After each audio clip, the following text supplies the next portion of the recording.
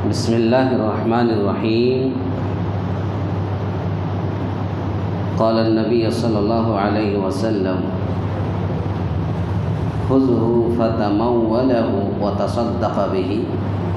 فما جاءك من هذا المال وأنت غير مشرف ولا سائل فخذه وإلا فلا تطبعه نفسك۔ گزشتہ کل کے درس میں زکوٰۃ کے تعلق سے کچھ باتیں بتائی گئی تھیں اور یہ بھی بتائی گئی تھی کہ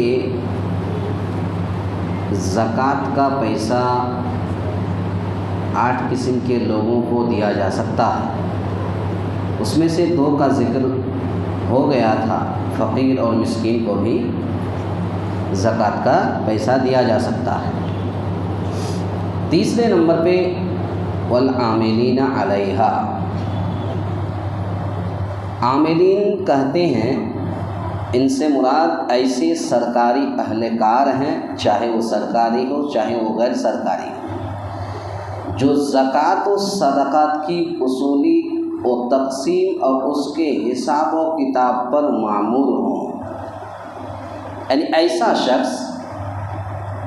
جس کو چندہ اصول کرنے کے لیے رکھا گیا، چاہے وہ مسجد کا چندہ ہو، چاہے وہ کسی اسکول کا چندہ ہو،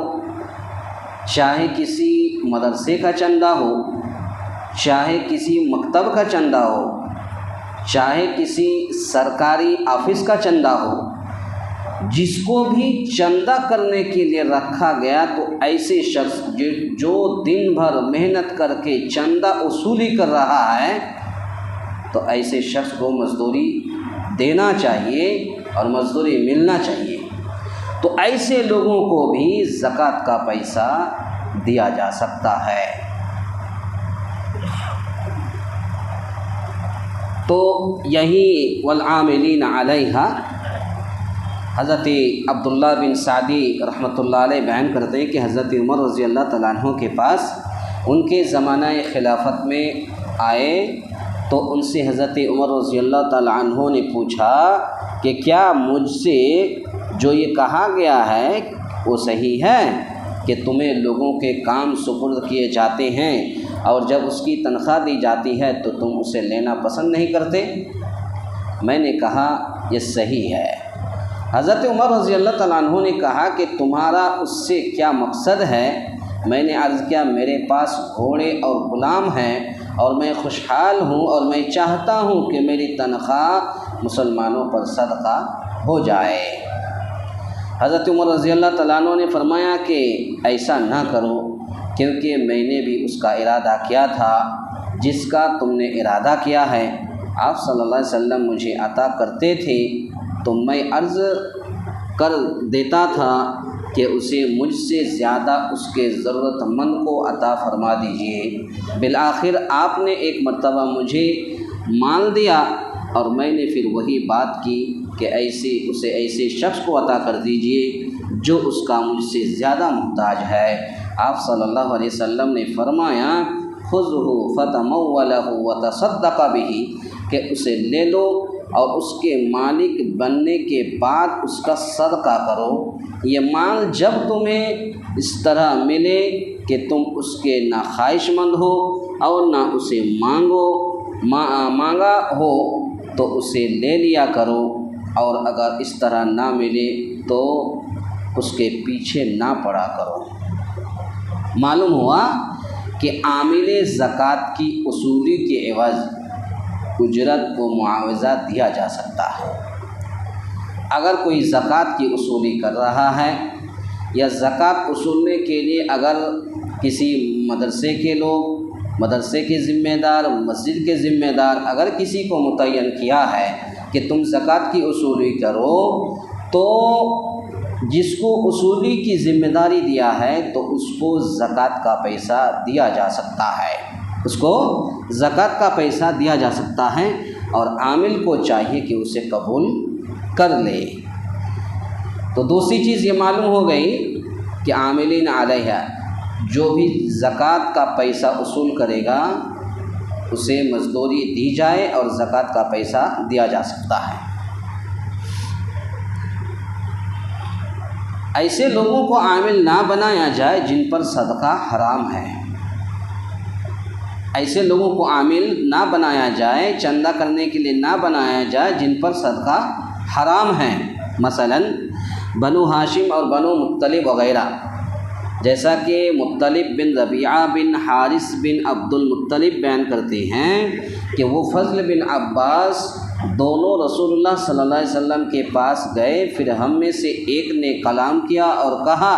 اے اللہ کے رسول، آپ لوگوں میں سب سے نیک اور سب سے زیادہ صلہ رحمی کرنے والے ہیں، ہم نکاح کی عمر کو پہنچ چکے ہیں اور ہم آپ کے پاس اس لیے آئے ہیں تاکہ آپ ہمیں بھی ان صدقات کی اصولی پر مقرر فرما دیں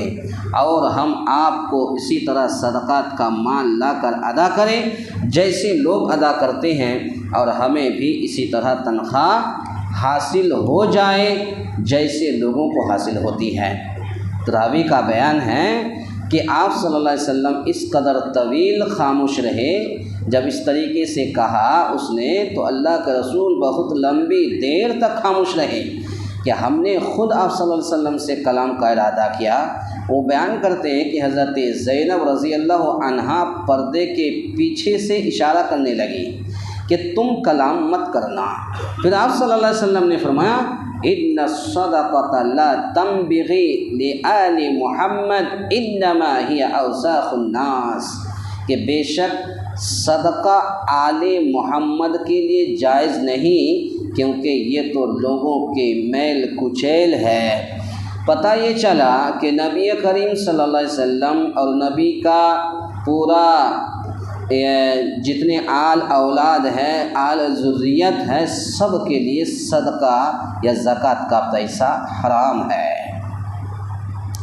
امام نووی رحمۃ اللہ علیہ فرماتے ہیں کہ اس حدیث سے ثابت ہوتا ہے کہ بنو ہاشم اور بنو مطلب پر صدقہ حرام ہے، خواہ زکوٰۃ وصول کرنے کی وجہ سے دیا جائے یا فکر و مسکنت وغیرہ جیسے دیگر 8 مصارف کی وجہ سے۔